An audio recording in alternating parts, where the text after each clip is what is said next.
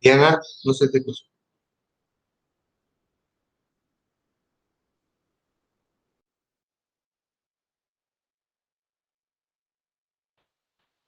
¿Ya? Sí, Buenas Diana, se te tardes a escucha. todos. Genial. Buenas tardes a todos. Muchas gracias por estar participando de este taller. Eh, Primero les voy a dejar con unas palabras de Eduardo Ortigosa, que nos va a explicar de qué se trata este taller y a qué proyecto corresponde. Tenés 5 minutos, Eduardo.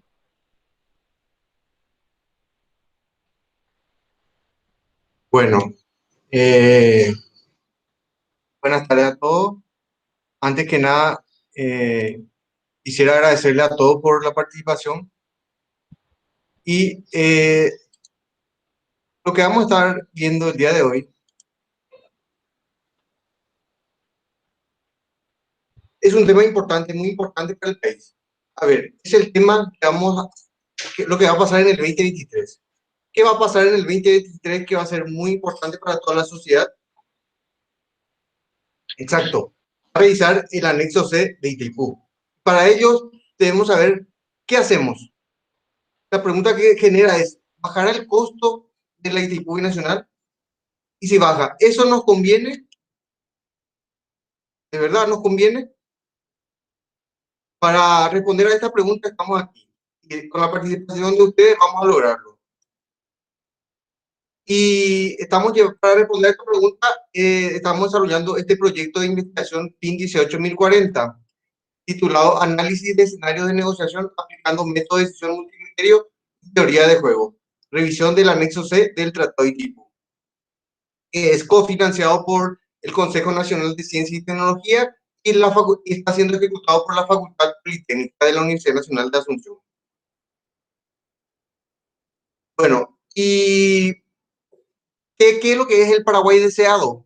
Me pueden preguntar ustedes, ¿qué es el Paraguay deseado? Bueno, ya sabemos que en el año 2023 se revisará el anexo C del Tratado de Itaipú. Y según los resultados de dicha revisión, se puede decir si se llegará o no al Paraguay deseado o a un Paraguay más próspero, ¿verdad? Y ahí es donde se inserta este trabajo que estamos desarrollando en la Politécnica. Entonces, lo que primero que tenemos que preguntarnos es ¿qué es el Paraguay deseado? ¿Sí? Si nos hacemos ahora mismo una pregunta, me van a decir diferentes conceptos, pero es el Paraguay deseado de cada uno. Entonces, el Paraguay deseado, para llegar al Paraguay deseado, necesitamos cumplir algunos objetivos, algunas políticas. ¿Ok? Como el PND 2030, ODS, el PEN 2040. Ahora, la revisión del anexo C puede ayudar a que se cumplan algunos objetivos, pero no todos, porque son muchos. ¿Sí? Se subdividen y dividen, son muchos.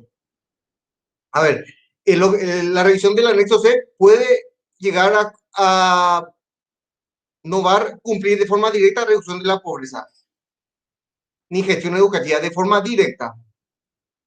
¿Ok? La política energética nacional puede cumplir la mayoría. ¿Ok? O sea que hay varios objetivos que tenemos que cumplir para llegar al Paraguay deseado. Ahora, y para eso estamos acá, necesitamos construir escenarios. Y para construir en ese escenario necesitamos saber qué piensan las personas, qué tema se va a tocar, cómo hay que actuar. Y para eso estamos acá y los compañeros les va a presentar sobre los temas que hay que saber para saber cómo construir un escenario que nos lleve a un Paraguay mejor, al Paraguay deseado.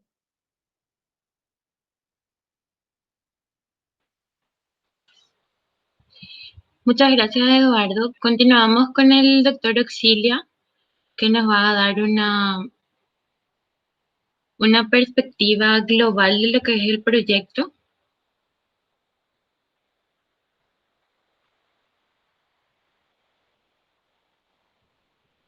Tenés 15 minutos para exponer, doctor Auxilio. Ya, muchas gracias. ¿Me están escuchando? Sí. ¿Y están viendo mi pantalla? También. Soy yo el que no estoy viendo mi pantalla. Bueno, la idea principal de este taller es el de dar continuidad a los trabajos dentro de lo que es el proyecto que presentó el compañero Eduardo Ortigosa. Es decir, estamos trabajando en la elaboración de estos escenarios de negociación con miras a la revisión del anexo C. Y para llegar a escenarios de negociación, que significa tener escenarios posibles de cómo sentarnos y de qué puede pasar en la mesa de negociaciones bilateral con el Brasil, tenemos que tener bien claro antes cuáles serían nuestras estrategias, es decir, lo que dice de cierta manera que aquello de responder qué queremos nosotros, qué es lo que vamos a llevar a la mesa de negociaciones. Esas son estrategias nuestras, es decir, aquello que representa a los intereses de Paraguay.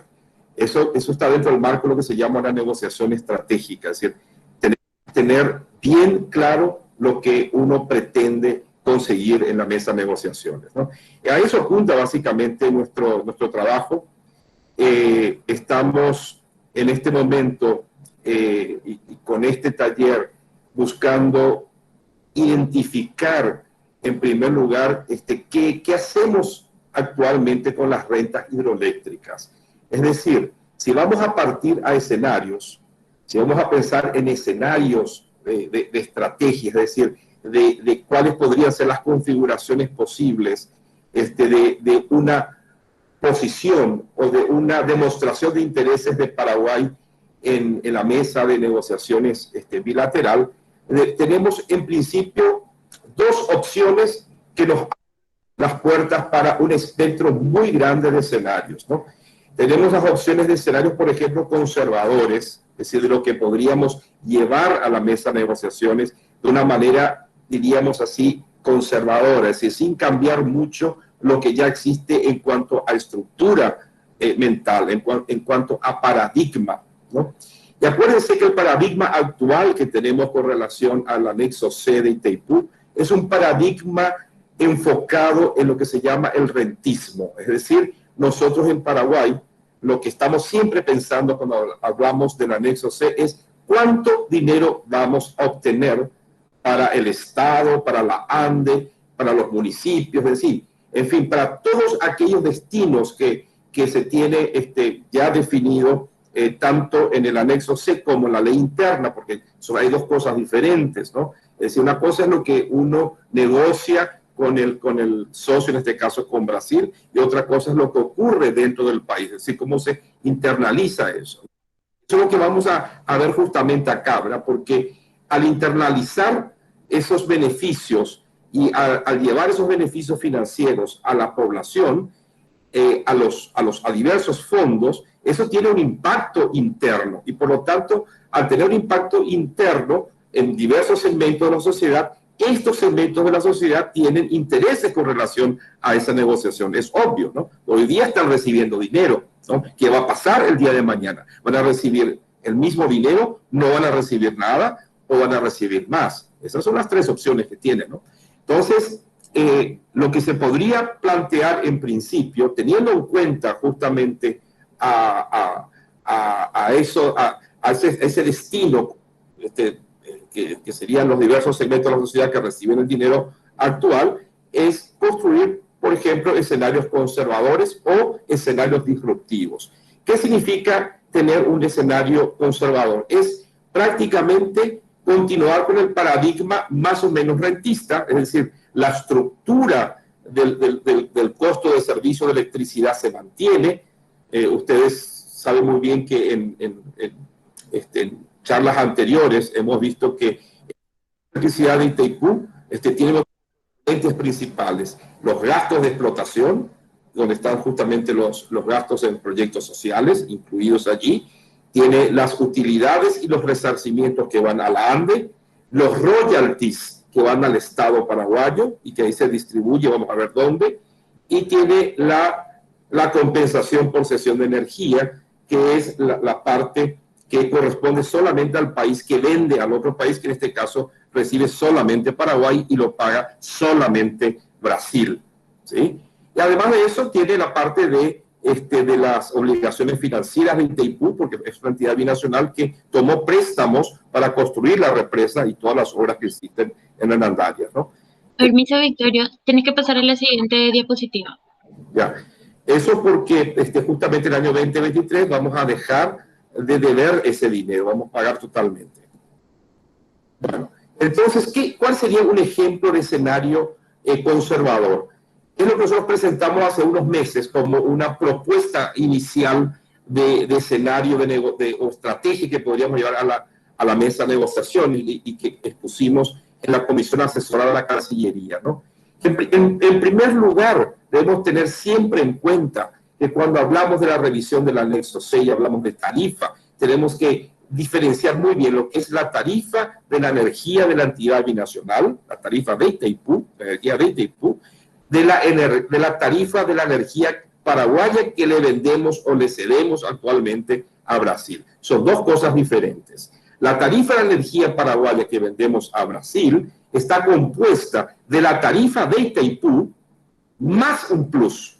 Ese plus se llama hoy día cesión de energía y corresponde a $10 el megavatio hora, ¿no? La tarifa de Itaipú se establece en potencia, en dólares por potencia mes, que ustedes ven ahí, $22,6 por kilovatio mes, es la tarifa actual en potencia, que da más o menos unos $44 el megavatio hora en términos de energía. Lo que nosotros estamos proponiendo en el escenario que pusimos hace unos meses es reducir la tarifa de Itaipú de 22.6 a $14 el kilovatio mes, ¿sí? Esto va a permitir reducir esa tarifa a $14, que daría más o menos unos $25 por megavatio hora en términos de energía, de 25 a $27. Esto va a permitir subir todos los rubros que hemos planteado aquí, subir los presupuestos de gasto de la entidad binacional para proyectos estratégicos, ejemplo, la esclusa, ¿no? Los puentes, etcétera, otros proyectos estratégicos, subir el dinero que recibe la ANDE en términos de utilidades de capital y resarcimientos, y subir también los royalties, ¿sí? Es decir, y al bajar la tarifa, esto estaría beneficiando a la ANDE, porque la ANDE y a los usuarios paraguayos, porque la ANDE tiene que pagar la energía que retira de Itaipú. Si la dejamos muy elevada, ¿qué va a pasar? La ANDE va a tener que pagar una cuenta muy alta y nosotros los usuarios vamos a tener que cubrir esos costos, ¿no? Ahora bien, una cosa es la tarifa de Itaipú, ¿sí? ¿Ok? Si reducimos de 22 a 14, lo que nosotros podríamos hacer para compensar la ganancia, ya que Brasil se estaría beneficiando más con una tarifa más baja, pues estaría contratando más, por lo menos hasta el año 2030. Entonces, lo que nosotros planteamos es tarifa razonablemente baja de Itaipú y una compensación por cesión de energía más alta. Es decir, elevar de 10 a $30 el megavatio hora. Es decir, ese plus que pagaría Brasil por la energía paraguaya que no consume Paraguay es lo que estaría siendo incrementada en gran medida. Ese sería un escenario conservador en el sentido que se guarda la estructura del CUSE actual, que es el costo del servicio de electricidad unitario, ¿verdad? Se guarda la estructura, sin embargo, se cambian los valores y la distribución, haciendo que la cesión de energía sea superior a todos los demás valores y que la tarifa de Itaipú para ambas empresas se mantenga en los niveles razonables, ¿sí? Es lo que nosotros planteamos, un escenario conservador, pero que nosotros vemos como muy conveniente. Un escenario disruptivo significaría cambiar totalmente el paradigma rentista, ¿verdad? Y concentrarnos solamente, por ejemplo, en los gastos de explotación de Itaipú, una empresa que genera energía eléctrica, puede generar algunos royalties en los niveles actuales, ¿verdad? Pero podemos colocar gran parte de los excedentes debido a las rentas hidroeléctricas, colocarlos, por ejemplo, en financiamiento de proyectos energéticos regionales. Es decir, Itaipú se podría volver una especie de banco, ¿no? Ganando los intereses y repartiendo esos intereses entre los dos países, ¿no? Porque ese dinero corresponde, así como la energía se divide en partes iguales, todo el dinero que se generaría también se dividiría en partes iguales entre Paraguay y Brasil. O bien, otro escenario disruptivo podría pensar en que Itaipú integre una corporación energética del Cono Sur. Es decir, que Itaipú sea socia de una empresa de energía multinacional, mucho más grande, que construya Corpus, Panambí, que construya otras centrales hidroeléctricas, líneas de transmisión, que se metan otros negocios del sector de energía en la región. Ahora, ambos pensamientos disruptivos, tanto de Itaipú como financista, como integrante de una corporación energética del Cono Sur, apuntan a consolidar lo que sería un mercado regional de energía. Y eso es muy conveniente para Paraguay por las ventajas que tenemos nosotros en este momento, porque vamos a aportar energía a ese mercado regional de energía, ¿no? Al mismo tiempo, es conveniente para Paraguay en el futuro también, porque en el futuro puede ser que estemos importando energía, porque nuestros recursos son finitos, son abundantes, pero son finitos, ¿no? Entonces, estos serían algunos ejemplos de escenarios disruptivos, ¿no? Ahora, para soñar tanto en escenarios disruptivos o soñar tal vez un poco más bajo con los escenarios conservadores, tenemos que irnos más hacia adentro, es decir, ver actualmente qué pasa con esas rentas hidroeléctricas, ¿sí? No solamente cómo se distribuyen, sino dónde se está depositando ese dinero y qué impacto está teniendo el dinero que se está depositando en Itaipú. Porque eso levanta mucha discusión, ¿verdad? Entonces, los royalties, ¿verdad?, van a la administración central, a las gobernaciones, a los municipios, prácticamente derrama dinero en diversos sectores como educación, infraestructura, salud, bienestar de la población, atendiendo a objetivos del plan de la política energética 2040, a Nacional de Desarrollo 2030 y Objetivos de Desarrollo Sostenible de Naciones Unidas 2030, que ustedes ven aquí, algunos que son tocados por los royalties, por ejemplo, ¿no? Si vamos, por ejemplo, a lo que recibe la ANDE en términos de utilidades y resarcimiento. Para que tengan una idea, Paraguay recibe royalties más o menos 250 millones de dólares por año. Eso varía mucho, puede ser menos o puede ser más, depende de la cantidad de energía que se genere. En los últimos años, en los últimos 2 años, Itaipú ha generado menos energía y por lo tanto estos royalties actualmente están muy bajos, ¿no? Pero ya llegó a ser bastante elevado en años anteriores, hace unos 4 o 5 años, ¿no? En el año 2016 fueron bastante elevados, ¿no?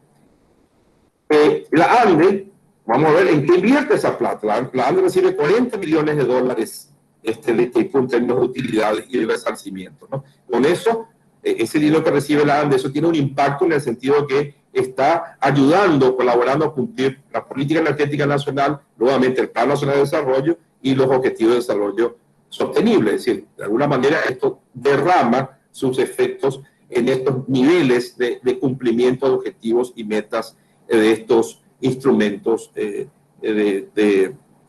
política, diríamos así, no solamente energética, sino también económica y de desarrollo sostenible. Y finalmente, lo que es cesión de energía, que solamente recibimos nosotros, ¿no?, paraguayos, es decir, en Paraguay, ¿no?, en realidad, que es un dinero que del orden también muy variable, pero no de unos 300 millones de dólares, es la parte más importante de lo que recibimos nosotros en Paraguay, y eso se distribuye en algunos fondos que está bien definido en la ley de FONACIDE, y también nos ayudan entonces a cumplir algunos objetivos de la política energética, del Plan Nacional de Desarrollo y de los objetivos de desarrollo sostenible. Hay bastante dinero que va a la investigación científica, lo que es CONACYT, lo que es la formación de recursos humanos de alto nivel, los posgrados apoyados por CONACYT, la educación. Entonces, el impacto que tiene este dinero en la acceso a energía es muy importante, no solamente en términos absolutos de valor, sino también de distribución de ese valor en diversos aspectos, y por lo tanto los objetivos de desarrollo sostenible que son tocados, que son beneficiados por la acceso a energía, son varios, son mucho más que en el caso de los 2 casos anteriores, ¿no? Es lo que nosotros estamos descubriendo, ¿no? Por lo tanto, es un dinero muy importante, pero ojo, es un dinero que en la medida que nosotros vayamos consumiendo más energía, se va a ir reduciendo, ¿no? Entonces, esa es la característica de la cesión de energía. Es un valor que se va a reducir sí o sí, puesto que vamos a consumir cada vez más energía de Itaipú. Los otros valores, los royalties y lo que recibe la ANDE, son valores más estables, ¿no? Porque se genera energía en Itaipú, sea consumida en Paraguay o sea consumida en Brasil, o en otro lugar, en el caso que se negocie algo diferente de apertura de mercados, ese dinero siempre va a existir y va a llegar a Paraguay en lo que le corresponde. Siempre mitad y mitad con relación a Brasil. Bueno, esta es un poco la provocación de lo que pensamos presentar aquí. Los detalles van a ser dados por mis colegas que tienen presentaciones excelentes sobre este tema, simplemente para colocar el contexto en el cual estamos desarrollando este tema. Así que muchas gracias por la atención. Muchas gracias, doctor Auxilia. Mientras se prepara el siguiente expositor, les quiero pedir a todos que completen una pequeña encuesta con 3 preguntas. El enlace está en el chat del video, o sea, de la presentación ahora. La primera pregunta habla sobre el lugar de donde cada uno de ustedes reside y luego sobre percepciones de ustedes sobre el uso de las rentas de Itaipú. Se trata del segundo enlace, ¿no? El segundo enlace, el primer enlace es el enlace de inscripción para los que quieren acceder a la grabación del video. Ya, gracias.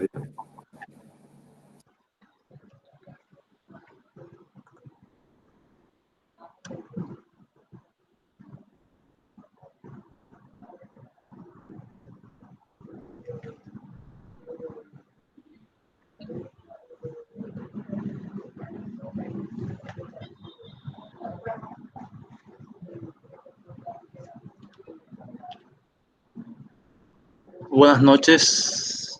No sé si me escuchan. Sí. ¿Se ve la pantalla? Sí, se ve, Manuel. Ahora el ingeniero Manuel García nos va a hablar sobre la segunda ponencia de este taller. Tenés 15 minutos, Manuel. Bueno, ¿qué tal? Buenas noches para todos.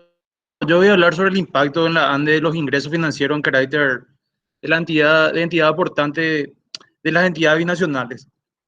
Bueno, ahí dejo mis links, por ahí si hay alguna consulta, algo que después se quieran conversar, estoy totalmente abierto para eso. Bueno, voy a hacer una pequeña introducción donde las altas partes, Paraguay y Brasil, crearon en igualdad de derechos y obligaciones la entidad binacional Itaipú para aprovechar el recurso hidroeléctrico del río. La Itaipú está constituida por la ANDE y por la Electrobras, con igual participación de capital. El capital de Itaipú es equivalente a 100 millones de dólares perteneciente a la ANDE y a la Electrobras, por partes iguales e intransferibles.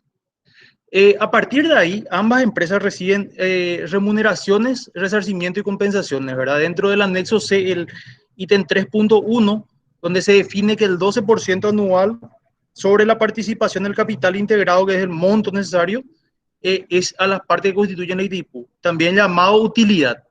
Está también el ítem 3.5 del anexo C, donde se establecen los montos necesarios de pago a la ANDE y Electrobras en partes iguales a título de resarcimiento de las cargas de administración y supervisión. O sea, cuando hay mayor generación, ambas partes reciben más. Bueno, a partir de ahí hubo una serie de notas reversales donde se fueron ajustando estos valores. La nota reversal número 10, donde se ajustó, o sea, el capital se tuvo un factor de ajuste que está dado por estos, por lo que están viendo en la gráfica, que no voy a entrar en tantos detalles de esto, ¿verdad? Porque es un tema que ya se viene tocando hace tiempo. Y también los valores de royalties, resarcimiento, carga de administración y supervisión de compensación por sesión es ajustado por la nota reversal número 3 por el factor de 4 enteros. La sesión se volvió a ajustar en el 2010 por otra nota reversal donde se triplicó la compensación por sesión. Bueno, ahora yo voy a hablar, ¿qué hace la ANDE con los ingresos que recibe? Primero, la ANDE tiene sus ingresos de explotación, que son los ingresos vinculados a la venta de energía y otros. En el 2018 más o menos tuvo en el orden de 787 millones de dólares.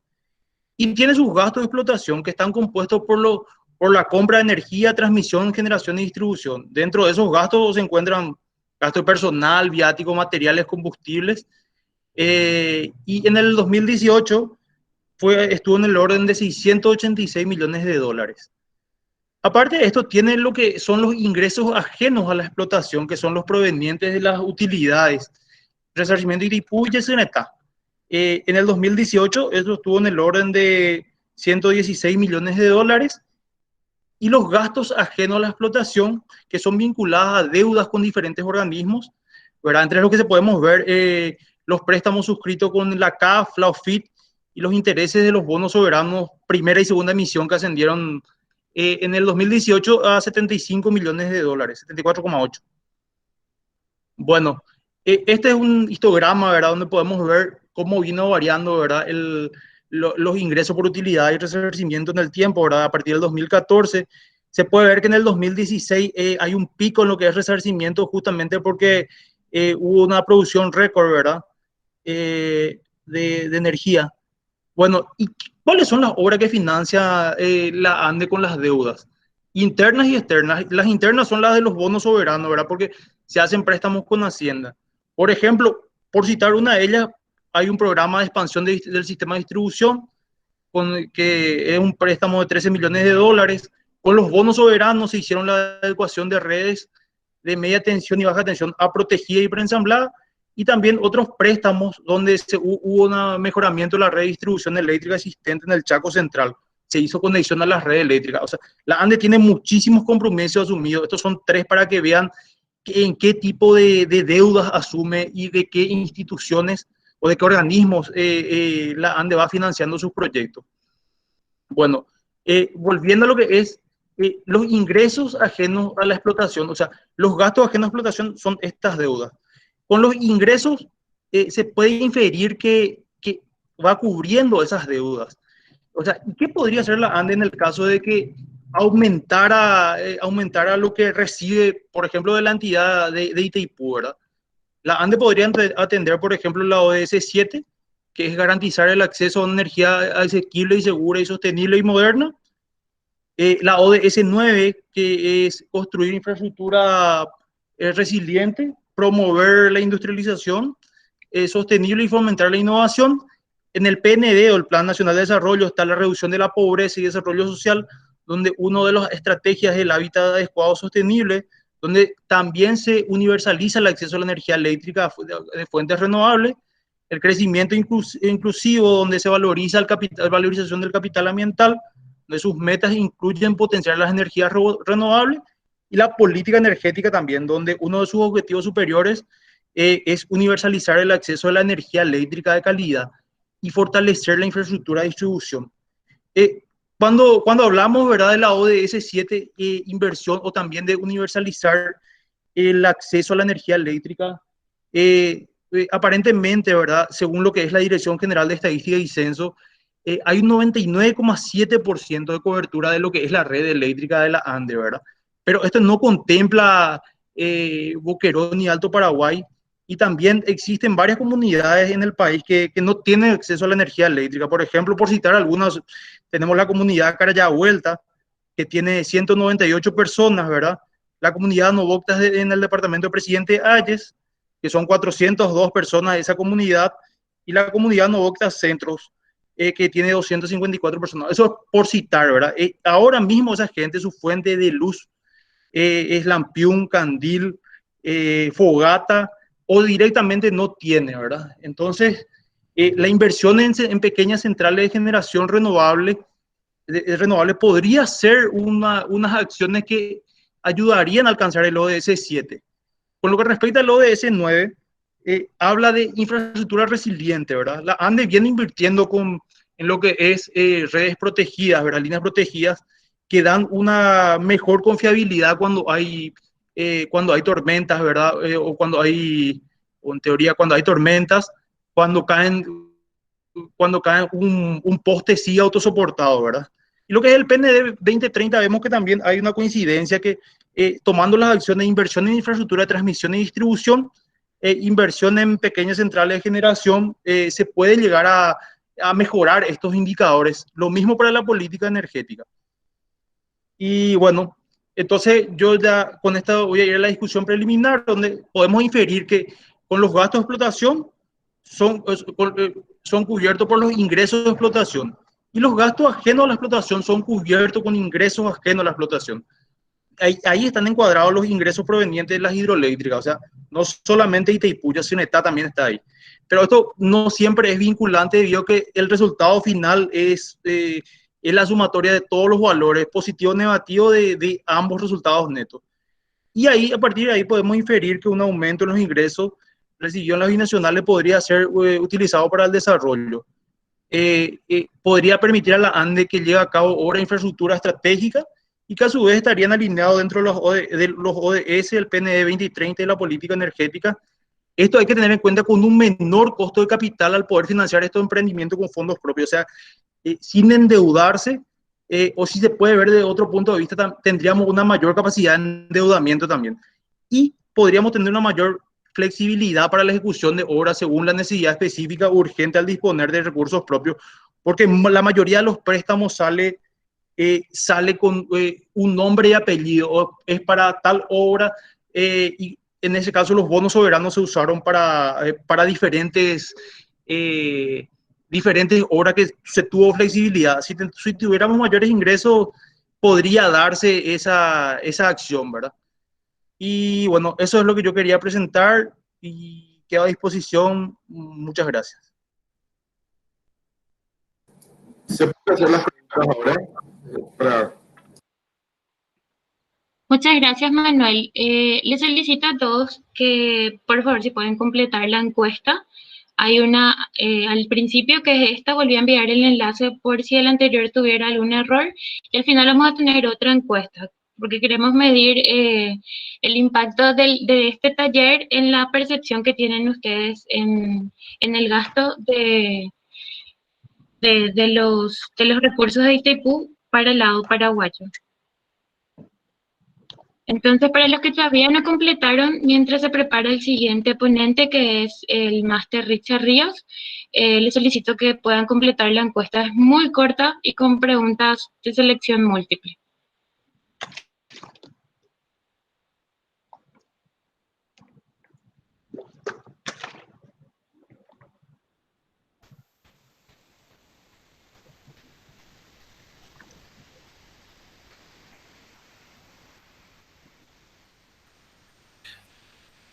Buenas. ¿Me confirmas, Diana, si se ve la presentación?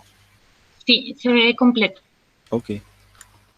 Espero tu directriz nada más.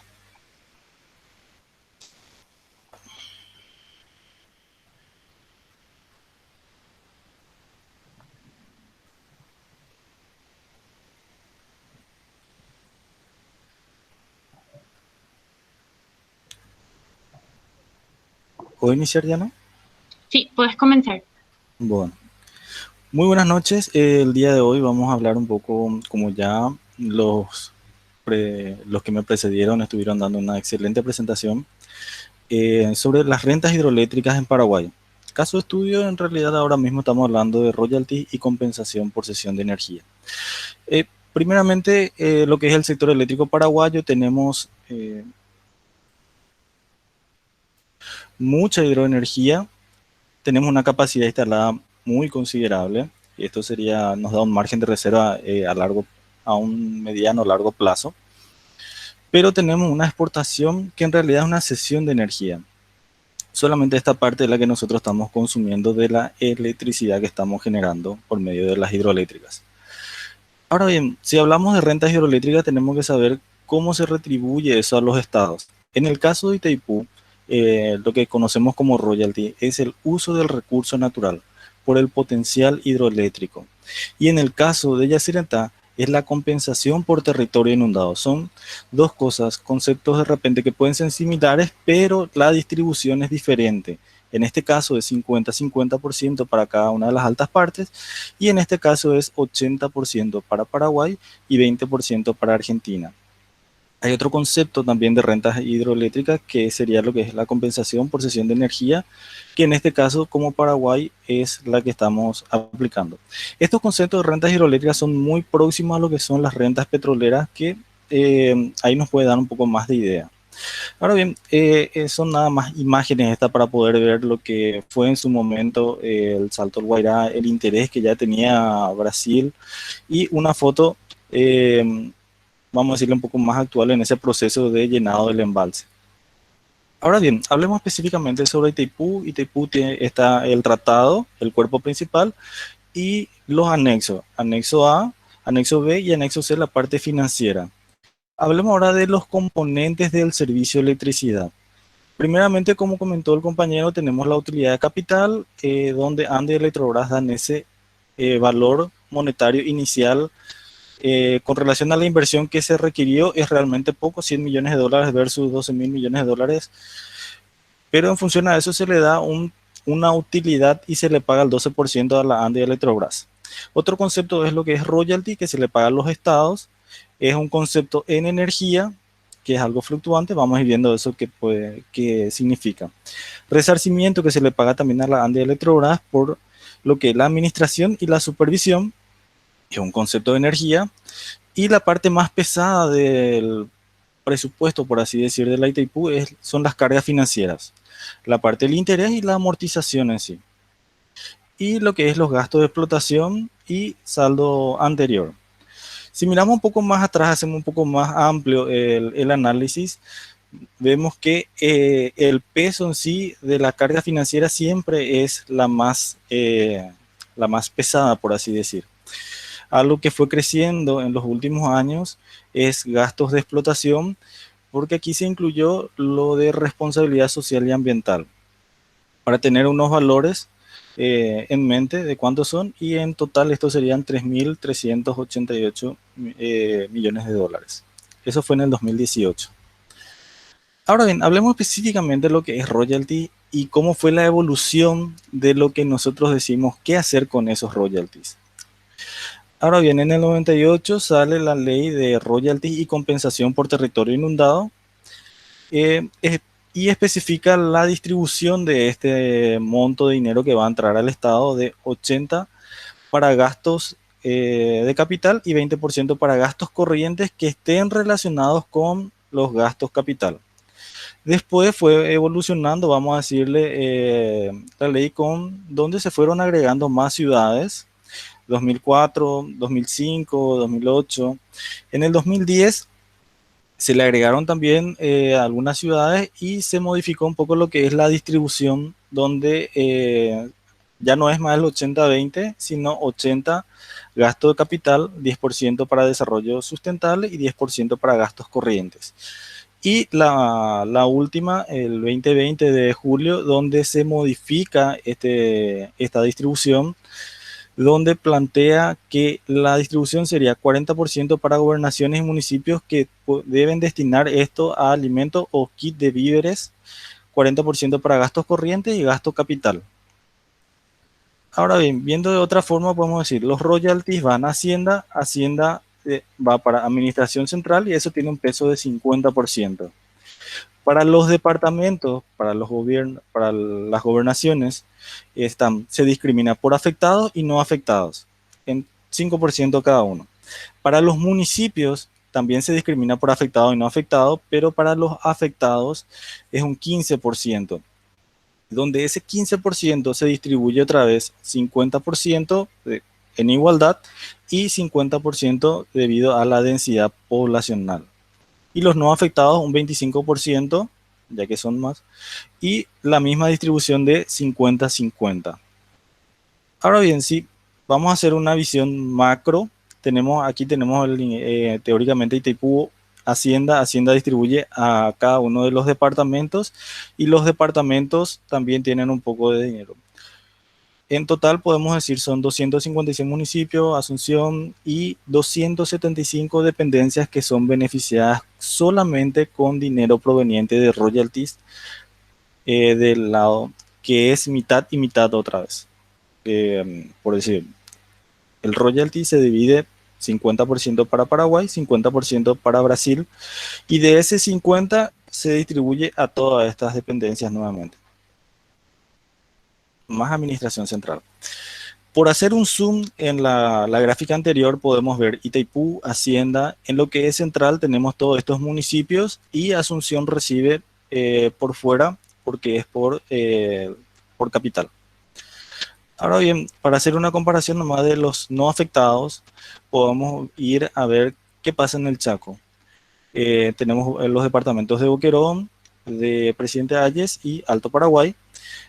El monto por departamento es 7.900 millones de guaraníes, y esto sería la suma de los municipios, los 3 municipios que están. Y esto también sería para los municipios que están aquí, y también así. Son montos interesantes. Ahora, hagamos un pequeño análisis. Hay cuestiones que esto por la ley de transparencia tiene que ser público, el acceso a un control nuevamente, como todo ciudadano podemos ir observando, pero de repente se dificulta hacer una línea de seguimiento. Si algún municipio invirtió en qué parte y en ese proceso es donde estamos ahora. Queremos llegar ya tenemos discriminado hasta acá y queremos llevar si es a educación, de la suma de todo eso, cuánto va a educación, cuánto va a otro tipo de gasto, y tratar de discriminar de forma micro cómo va a impactar en situaciones particulares. Ahora bien, ya vimos esto, vamos a ver un poco lo que es Asunción. En el 2018 tuvo un presupuesto de ingresos de 999 mil millones de guaraníes, su egreso, su ejecución fue de 920, y los royalties para la Municipalidad de Asunción fueron 34 mil millones. Esto representó 3,4% con relación a lo que tenía presupuestado, pero en la ejecución es un número un poco mayor. Ahora bien, veamos lo que es la Municipalidad de Luque, y tenemos los ingresos y los egresos, lo que ejecutó en sí en el 2018, y aquí sí podemos ver que los royalties es un número diferente, por más de que es menor, sí realmente es más importante para su presupuesto en sí. Su presupuesto inicial que estaba con un ingreso fijo, por así decir, del 10%, pero en la ejecución aumentó eso a un casi 15%. Estamos en proceso de identificar de cada uno de los municipios este porcentaje de forma macro, pero también con el destino que le da cada uno de los municipios, según las especificaciones de cómo tendría que distribuir.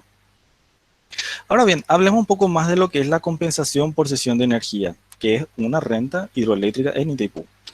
La evolución de la ley de la compensación por cesión de energía, podemos de forma resumida decir que en el 2009 está la ley donde se reglamenta, donde se triplica el valor de la compensación por cesión de energía. En el 2012 la ley de FONACIDE, y en el 2015 la compensación a Canindeyú, donde el Estado reconoce el impacto de la central hidroeléctrica, entonces especifica cómo va a compensar esa situación. También hubo una modificación en este año con relación al destino de estos dineros, que vamos a ver en la siguiente lámina, donde modifica, donde dice de 50% para alimentos y control sanitario, fondos FONACIDE, Fondo de la Excelencia y otros. De la distribución tenemos compensación por cesión de energía, que dijimos, tenemos Estado, el Estado le va a compensar a Salto del Guairá y a Canindeyú, a Salto del Guairá un 2,33% y a Canindeyú 0,67% distribuido entre los municipios. Ahora, con relación a la ley de FONACIDE, es FONACIDE, plata Hacienda, Hacienda destina para el Tesoro Nacional un 28%, el Fondo de la Excelencia un 30%, departamentos y municipios en un 25% y fondos para el desarrollo en un 7%. También fondos para la salud en un 10%. Ahora, la distribución en sí, vemos una tablita por departamentos, pero viendo más de una forma en el mapa, más didáctico, las zonas afectadas son las que reciben más dinero, las otras ya un poco menos. Esto representa aproximadamente unos 100 mil millones de guaraníes al año, fluctuando de acuerdo a las condiciones también, que vamos viendo a continuación. Ahora bien, esta fue una forma de mostrar de quién recibe más dinero de FONACIDE. Sale Ciudad del Este, Asunción, Luque, San Lorenzo, Capiatá, Hernandarias, Encarnación. De este hicimos otra vez un filtro para mostrar en números cuánto es. Ciudad del Este en el 2018 recibió 17 mil millones de guaraníes, y así sucesivamente. Ahora, es muy importante saber cómo se utilizó este dinero, ya que están las reglas para su distribución, pero tenemos que mirar un poco cómo es. Ahora, una reflexión para el 2023, podemos decir, tenemos que analizar, por un lado, una de las rentas hidroeléctricas que estábamos viendo es royalties. Los royalties es en función a energía. Se genera más, hay más plata en el presupuesto. Ese presupuesto se va a dividir a la mitad en concepto de royalty, mitad y mitad, y los estados ganan. Mientras haya más energía, nuevamente genera más plata y tendríamos que ver, y esta situación es por el periodo de vida útil de la entidad binacional, que tenemos que tener en cuenta que Itaipú no es para siempre también. Itaipú, plata para Paraguay y Brasil. Cómo nosotros distribuimos ya es un arreglo interno, como ya estuvimos viendo, por leyes y decretos que vayan reglamentando. Versus qué. Nosotros estuvimos viendo también lo que es la compensación por cesión de energía. Si Itaipú llega a generar más, es más plata. Si llega a generar más, hay más sobrante. Como nuestra demanda es muy pequeña todavía en comparación a lo que genera Itaipú, tendríamos más ingresos por compensación por cesión de energía. Pero esta situación tiene un tiempo límite con relación a que nosotros vayamos aumentando nuestra demanda, este dinero va a ir disminuyendo. Es una situación que hay que dar un equilibrio para el 2023. Y por otro lado, lo que es royalties, como es un concepto en energía, y no quiero desplayarme tanto, pero la energía, está la energía garantizada, la energía no garantizada. Un aumento en el valor de royalty también impacta en el costo medio de ANDE de ANDE y Electrobras. Entonces tenemos que tener en cuenta ese tipo de situaciones. No podemos cargar completamente a royalty, no podemos cargar solamente a cesión de energía, hay que encontrar un punto de equilibrio entre estos dos. Un análisis técnico nada más para mostrar que tenemos la evolución de los contratos, la potencia disponible para contratación sería esto, una constante, nuestra evolución de contrato como ANDE, que esto va a ir aumentando paulatinamente, y el contrato de Electrobras, que esto va a ir disminuyendo a medida que nosotros aumentemos nuestro contrato. Pero eso es en potencia. Ahora veamos en energía. En energía es un mundo completamente diferente debido a que depende de condiciones climáticas, lluvia, qué tanta agua se va liberando las centrales, aguas arriba de Itaipú. Son muchas cuestiones ahí. Esta sería la energía generada por año. Esto sería lo que nosotros vamos retirando en energía. Va aumentando. Esto es lo que Brasil retira. Y esto es lo que nosotros le estamos cediendo de lo que nos corresponde. Esto tiende a bajar, uno porque vamos aumentando nosotros, pero también por el efecto que se generó poco debido a la sequía que está viniendo de hace unos tiempos. Es un tiempo atrás. Ahora, esta es una presentación así de la memoria del 2019, donde podemos ver en royalties tenemos 5.800 millones de dólares para el Estado paraguayo. Para el Estado brasilero fue un poquitito más. Hay una cuestión ahí que estábamos investigando a qué se pudo deber esta situación de diferencia. Lo que nosotros tenemos hasta ahora que percibimos fue 4.345 millones de dólares, una plata considerable que en algún momento va a ir decreciendo y también va a desaparecer. Pero tenemos que tener en cuenta que en algún momento, si nosotros no invertimos en generación, Brasil sigue invirtiendo en generación. Nuestra demanda aumenta, nosotros vamos a necesitar esa energía y de repente puede ser que esto dé la vuelta y que el Estado brasileño también pueda llegar a cobrarnos lo que es compensación por cesión de energía. Es una situación que hay que pensar a largo plazo. Ahora bien, con relación a la ANDE, tenemos que recibió este monto total, 935 millones de dólares.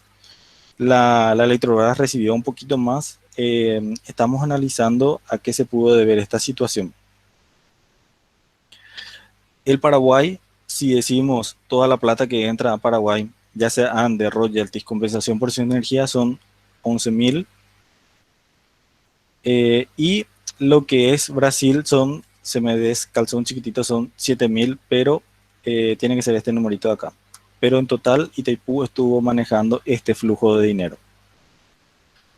Ahora bien, unas reflexiones finales. El impacto de las rentas hidroeléctricas, lo que es en educación, ¿estamos invirtiendo bien o estamos compitiendo en que hidroeléctrica está invirtiendo más en educación y una inversión que de repente no es muy eficiente? En infraestructura, en desarrollo sostenible, un aumento de royalties o un aumento de compensación, hay que hacer varias simulaciones, hay que hablar con la gente y ver cómo ellos perciben esta situación, si entienden cuál es la finalidad de cada una de ellas y que una tiene un tiempo de caducidad. También nos falta hablar sobre responsabilidad social y ambiental, que es un rubro interesante que va entrando al Estado paraguayo y también al Estado brasilero. Y un tema que tenemos que entender entre todos y construir lo que es, cuál es la finalidad de Itaipú. Bueno, por mi parte eso es todo. Muchísimas gracias y a las órdenes.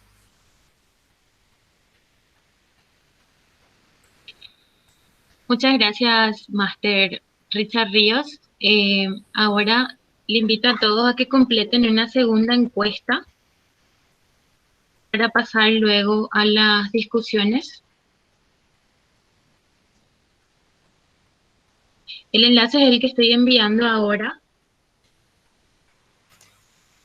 Quisiera pedirles que se tomen por lo menos 2 minutitos, son 4 preguntas, solo deben marcar las 4 opciones que les parecen más importantes, no todas.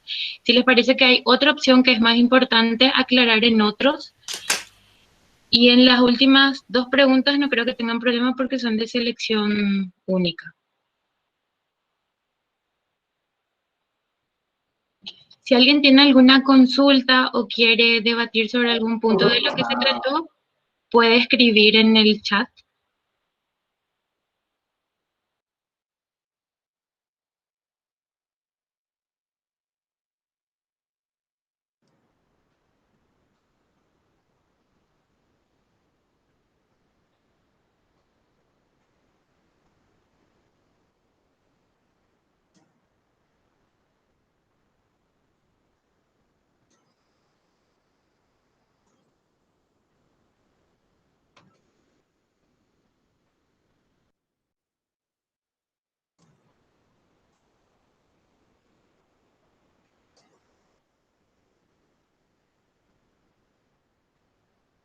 Bueno, si hay alguna consulta, pueden ir haciendo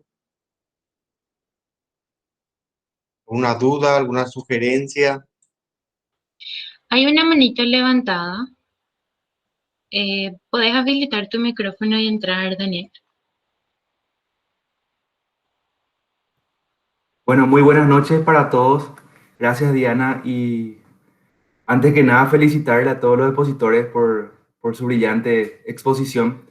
Tengo una consulta para Richard sobre su exposición.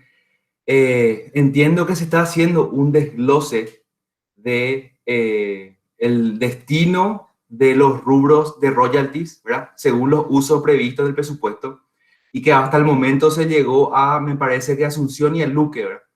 Eso forma parte del trabajo del proyecto, ¿verdad? Y en todo caso, preguntarte, Richard, bueno, ¿cuál es si a cuáles municipios va a llegar eso, si a todo, ¿verdad? Y finalmente, ¿cuál es la finalidad en el sentido de, bueno, necesitamos saber y contrastar, según la finalidad expuesta en el presupuesto, si es que efectivamente eso se destinó y se puede medir, etcétera, ¿verdad? Más que nada para discutir sobre eso. Muchas gracias, Daniel. Sí, la idea, eso fue una presentación macro nada más. La que sea un porcentaje del presupuesto es un análisis que presentamos así de forma preliminar. Encontramos de repente en los presupuestos de ejecución, es que hay que ver también el tema de los rubros, con cuáles son los ingresos, los códigos de ingreso y los códigos de ejecución. Y los códigos de ejecución, si mal no recuerdo, eran 800 tantos según ley de royalties y compensación. Y lo que es FONACIDE, por otro lado, encontramos que dice en algunos municipios, se ejecutó baños para centros educativos. Entonces estamos tratando de estandarizar eso, es decir, bueno, baños, infraestructura, pero baños para educación, entonces hay que clasificar. La idea sería, bueno, en educación, en infraestructura vial, tratar de desglosar, encontrar clústeres y después identificar qué tanto impacta positivamente si es que llegamos a aumentar unos valores de royalty o de compensación por cesión de energía. ¿Cuál es más interesante y cuál es el que deberíamos de tener en cuenta según el límite de tiempo de compensación por cesión de energía? Ya que eso va a ir decreciendo, y como decrece, tenemos que ver una forma de compensar. En este caso se da la posibilidad de aumentar royalty. Un escenario posible puede ser eso. Entonces queremos ver esa línea de sale de Itaipú, va a Hacienda, va al municipio, ese municipio invierte en 5 o 6 tópicos y entre todos los municipios invierten en esos 6 tópicos, por decir un número, o invierten de los 200, invierten solamente 50 entre los 6 y los otros invierten más en alguna parte que le habilite la ley. Queremos identificar ese tipo de situaciones. Ahora mismo, ¿cómo estamos usando los royalties? ¿Cómo estamos usando el FONACIDE? Y de ahí crear los escenarios de qué tan beneficioso es si aumentamos un porcentaje más. Un 10% en royalties es más beneficioso a largo plazo que un 10% en compensación. Son las preguntas y las hipótesis que no estamos haciendo. Ya, Yo no sé si el profe quiere complementar esas ideas, ¿verdad? El fin de ver a dónde va el dinero, ¿verdad? Tiene varias aristas, ¿verdad? En primer lugar, nos ayuda a descubrir cuáles son los grupos de interés que van a presionar en el futuro, en el momento que se esté preparando esa negociación o esa estrategia, ¿no? Para llevar a la mesa negociaciones. En el ámbito interno, estoy hablando, ¿sí? En Paraguay, ¿no? Es decir, aquí surgen los intendentes, los gobernadores, los contratistas a lo mejor de estos municipios y estas empresas que son contratados para los contratos de gastos de capital, ¿verdad?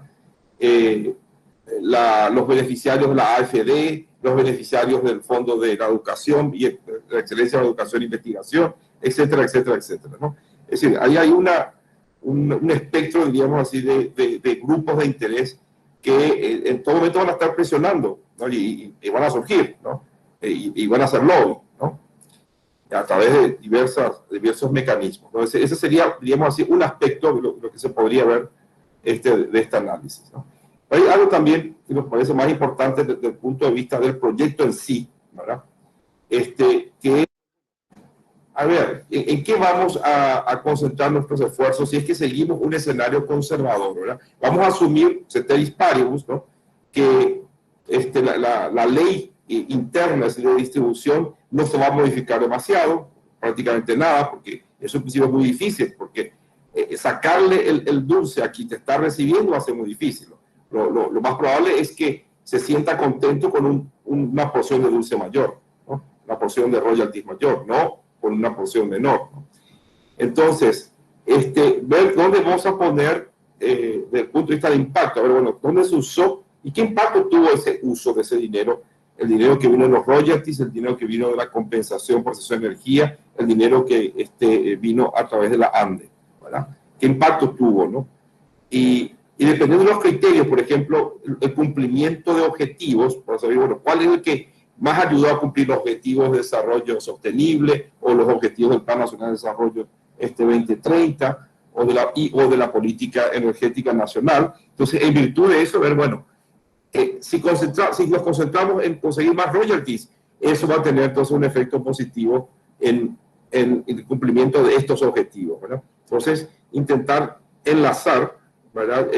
Para esa estrategia de negociación, teniendo en cuenta, como dije, una situación ceteris paribus, donde la estructura se mantendría, la estructura de distribución se mantendría y la estructura, digamos así, básica del CUSE también, ¿verdad? Es decir, estamos trabajando en este momento con escenarios conservadores, por eso hice esa distinción entre escenarios conservadores y escenarios disruptivos, ¿no? Los disruptivos son hasta más difíciles de trabajar, ¿no?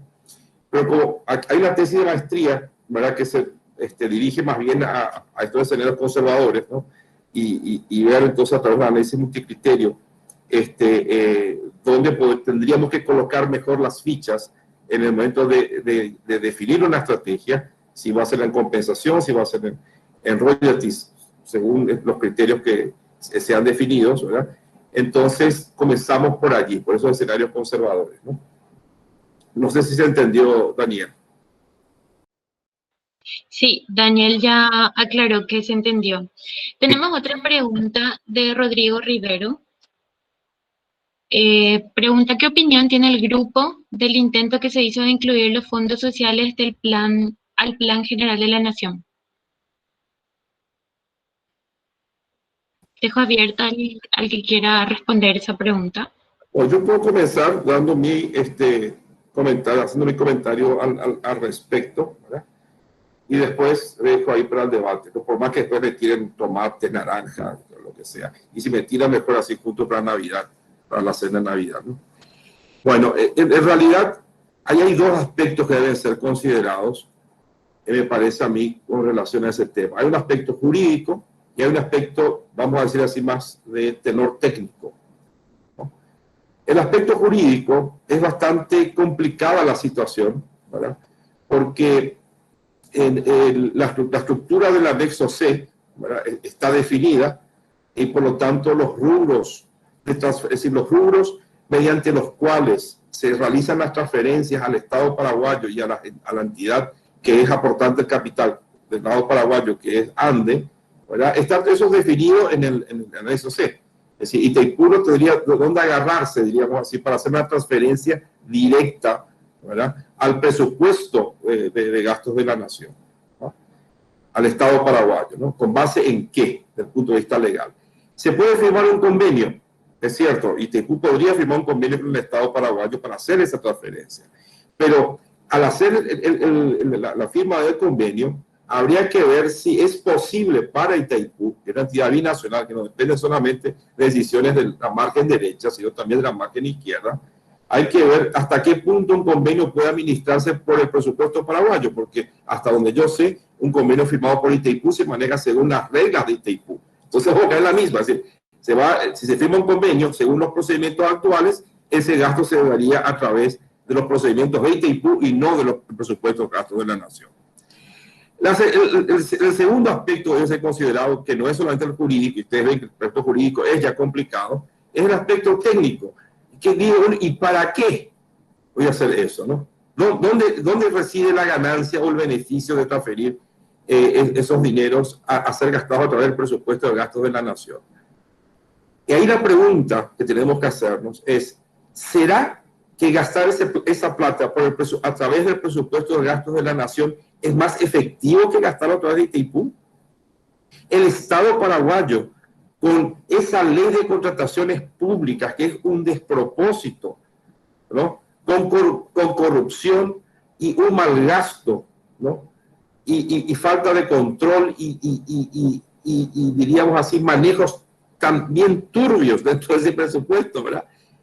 ¿Será que se va a gastar mejor que hacerlo a través de Itaipú, ¿no?, donde existe una supervisión que sabemos que es técnica de todos los trabajos que realiza Itaipú? Es decir, la pregunta que debe hacer es, bueno, muy bien, ¿será realmente beneficioso desde el punto de vista del resultado transferir esos fondos al Estado paraguayo y que se ejecute mediante una ley de contrataciones públicas que para mí es un despropósito, ¿eh? Cada vez nos compran muebles peores, tenemos en el Estado cada vez productos peores, techos que se caen, en fin, no garantiza el buen gasto. Que yo sepa, ningún techo de escuela construido por Itaipú se cayó, al menos, ¿no? Bueno, entonces, habría que hacer ese análisis, ¿no?, si realmente es beneficioso, porque si no, caemos en lo que es hoy una discusión solamente política, para tener exposure, para tener escenario. Y eso es lo peor que puede pasar con este tipo de cosas, ¿no? Entonces, para finalizar, yo creo que para tomar una decisión, que no se tiene que hacer de manera apresurada, es necesario hacer no solamente un análisis jurídico, que tiene sus complicaciones, pero a lo mejor a algún arreglo se puede llegar, sino el aspecto, diríamos así, técnico de gestión. ¿Será que realmente es beneficioso que ese dinero se ejecute a través del presupuesto de gastos, ¿no?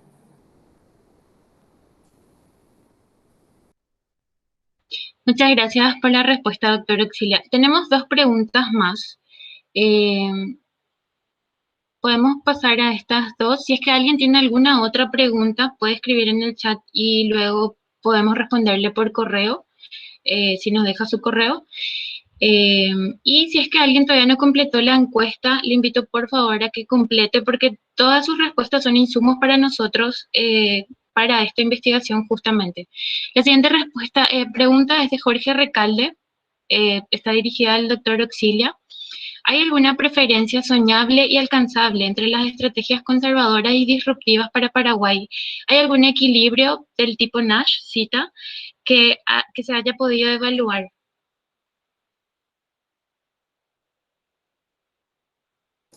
Hola. Sí, en realidad aún no hemos realizado ese análisis, Jorge. Es una propuesta bastante interesante de ver.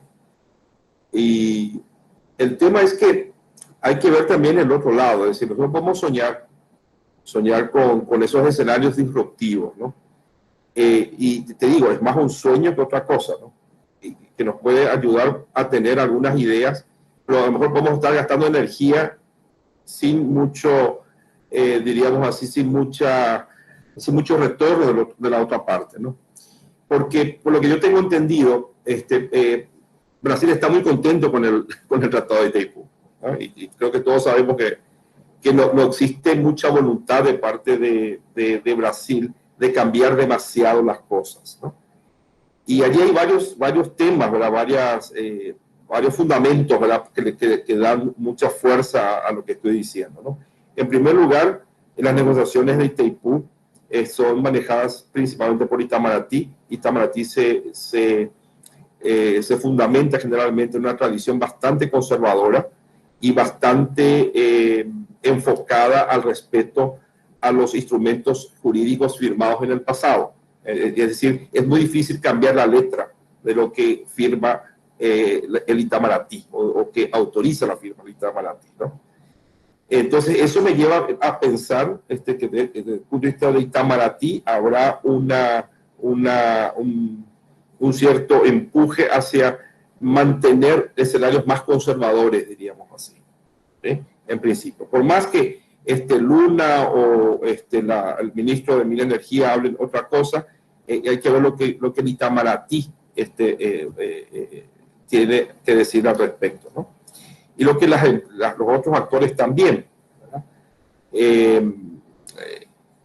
Que yo sepa, desde el punto de vista, por ejemplo, de empresas eléctricas, concesionarias en Brasil, ellas no están tan asustadas con el valor de la tarifa, ¿sí? Sino más bien ellos piden que se conozca con la mayor antelación posible ese valor y que las reglas de comercialización estén bien claras, ¿no? Es decir, también, por lo tanto, maneja más bien escenarios conservadores, ¿no? Los escenarios disruptivos, ¿verdad? Fueron manejados más bien en un medio académico, de discusión con colegas de la Universidad de San Paulo, del Colegio Nacional de Guerra, o sea, de la Escuela de Guerra de Brasil, y algunos exministros del gobierno Lula, principalmente, con quienes estuvimos discutiendo en algún momento este tema de la posible corporación energética del sur, pensando más en un escenario de integración energética y que por tanto tenía más bien un carácter de financiador de proyectos futuros, no solamente de términos de generación, sino también en términos de transmisión, de transporte de energía eléctrica, ¿no? Y también iba un poco más allá. La idea era de tener no solamente la corporación, sino tener un mercado eléctrico regional. Y eso sí nos conviene a nosotros, ¿no? Es decir, hay una conveniencia, porque en la medida que nosotros tengamos un mercado regional, vamos a poder hablar de precios de mercado. Hasta el momento, todo lo que digamos de precios de mercado también tiene más bien un tenor político vamos a decir así, bastante dubio, bastante difuso, porque no existe un precio de mercado en la región. Lo que existe son precios en los mercados nacionales, no en el mercado regional, porque todavía no existe mercado regional. Entonces, creo bastante pertinente lo que coloca Jorge y sería interesante realizar ese análisis, pero teniendo en cuenta este contexto que he explicado. Muchas gracias. Para complementar un poco, porque para responderlo también, ahora mismo estamos creando los escenarios. Entonces necesitamos saber qué es lo que el Paraguay quiere. ¿Para qué? Para que luego una vez que tengamos todos los escenarios, vamos a poder aplicar teoría de juegos, poder hacer ahí los equilibrios y ver cuál es el mejor, viendo diferentes perspectivas. ¿Cuál es mejor? Pero sabiendo que, ¿para qué? Para cumplir los objetivos que el Paraguay necesita.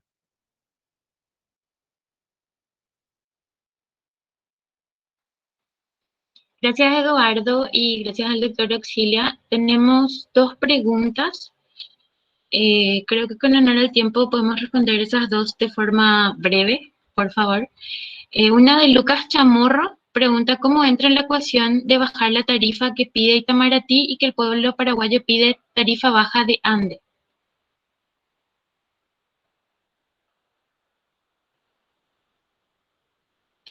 ¿Quién quiera contestar? A ver, por si entendí bien la pregunta del ingeniero Chamorro, del magíster Chamorro, se refiere entonces al deseo ya expresado por el Brasil de que bajen esas tarifas de Itaipú, ¿verdad? Tarifa de Itaipú, ¿verdad? Y el deseo de los consumidores paraguayos con relación a la ANDE. Si entiendo bien, se refiere a eso, ¿no? Tener tarifas más bajas de la ANDE, ¿sí? Un pliego tarifario más favorable para el consumidor paraguayo, diríamos así, ¿no? Es lo que entiendo. Bueno, en primer lugar, al bajar la tarifa de Itaipú, no necesariamente la tarifa de la energía paraguaya de Itaipú para Brasil, sino la tarifa de Itaipú para ambas concesionarias, lo que se tiene es una transferencia de renta prácticamente a las empresas eléctricas contratantes, ¿no?, de esa energía. Entonces, ANDE ya inmediatamente se va a beneficiar con eso, ¿no?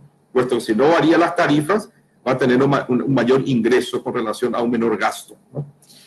Con relación a la compra de energía, que creo que es 60% del presupuesto de la ANDE, ¿no? Entonces, ahí, ¿qué pasa? Para que pueda transferir esa renta al usuario, ¿no?, ese beneficio al usuario, entonces tiene que hacer un nuevo pliego tarifario, ¿no? Y allí surge para mí una pregunta. ¿A quién beneficiaría un pliego tarifario más favorable? ¿No? Al que consume más energía eléctrica, seguro. Es el que va a ganar más dinero, ¿no? Yo no sé si esa sería una solución fácil, ¿no? Porque yo creo que si queremos tener un criterio más de justicia social, entonces, bueno, que dejen de pagar entonces los usuarios realmente pobres que consumen hasta, por ejemplo, 300 kilovatios hora por mes, y bueno, la cuenta va a ser cero para ellos, ¿no? Y se hace una distribución más o menos, diríamos así, referenciada por renta, como hacen en Colombia, ¿no? En Colombia, ciertos servicios públicos corresponden en cuanto a valor, a niveles, corresponden al estrato social de quien está pagando el servicio, ¿no? Entonces, tal vez algo así se podría hacer, ¿no? Y bueno, y para las industrias, ver qué beneficios podrían tener. Nuestras industrias tradicionales son industrias donde el costo de la energía eléctrica en su matriz de costos es muy bajo, ¿no? Yo entiendo que generalmente es del 1%, máximo 3%, es decir, en las industrias convencionales, es decir, más tradicionales del país. Tal vez en industrias ya más modernas, más hacia futuro, ese porcentaje se incremente y sea más interesante, ¿no? Y está toda la discusión de las electrointensivas, que bueno, eso no me gustaría extenderme mucho, ¿verdad? Pero es algo que no es que resultó demasiado en el país, ¿no? Sobre el tema de las electrointensivas se viene discutiendo, ya los menos jóvenes que estamos acá sabemos muy bien, desde la década de 1990, desde inicio de 1990, desde fines de 1980 en realidad, cuando comenzó a operar Itaipú, ¿no? Que fue a mediados de los 80 en realidad. Esa es la pregunta de Chamorro. ¿Y cuál es la otra? La última pregunta es de Gabriel Duarte Saracho.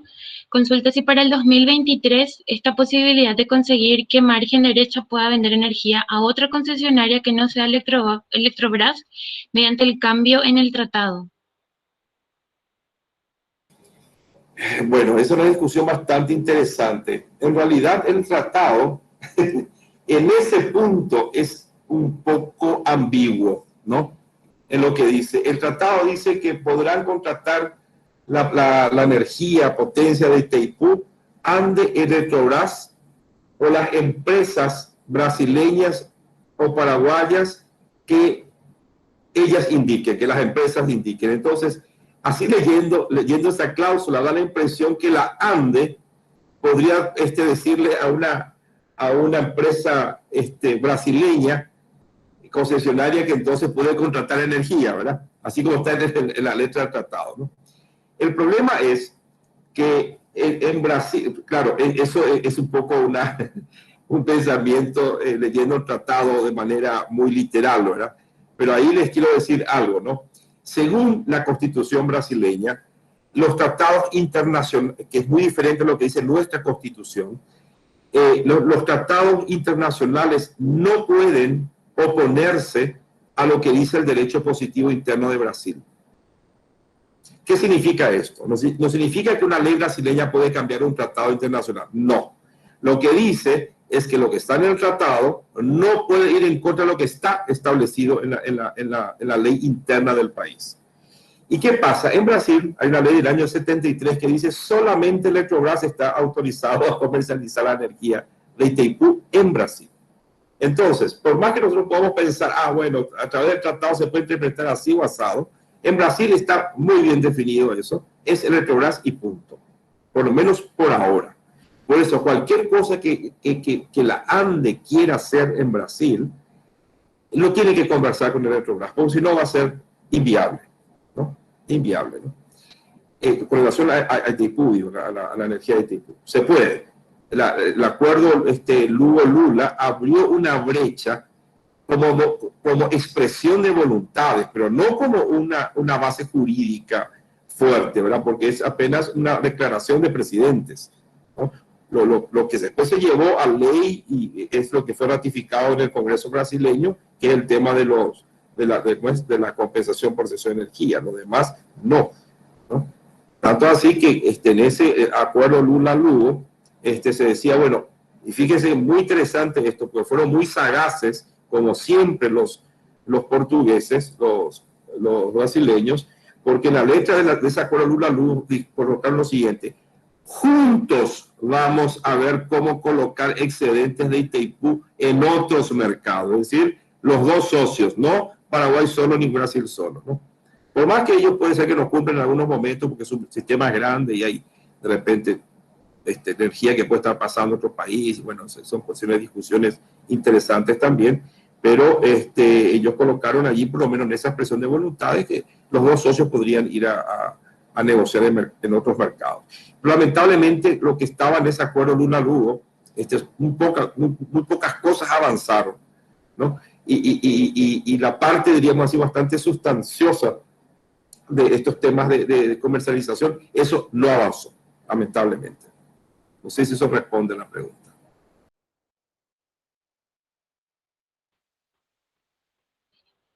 Bueno, ya que no hay más consultas, hay un comentario de Daniel Ríos. Además del evidente aspecto jurídico, las instalaciones de interconexión de Itaipú con el sistema eléctrico brasileño son propiedad de Electrobras. Electrobras debe ser parte de la conversación. Creo que apoya la última respuesta a la última consulta. Ya que no hay más consultas, les agradezco a todos por participar. Les agradezco por completar las encuestas. la grabación de este taller va a ser enviada a todos los que están inscriptos. Si no se inscribieron, en el chat pueden encontrar el enlace para inscribirse. Y si es que tienen alguna otra consulta, pueden enviar al correo de eortigosa@pol.una.py. Todas las respuestas van a ser respondidas. El correo también está en el chat. Y bueno, muchas gracias a todos. Gracias, Claudio. Y creo que podemos dejar por acá. Muchas gracias, ingeniera Diana, por la excelente conducción del seminario.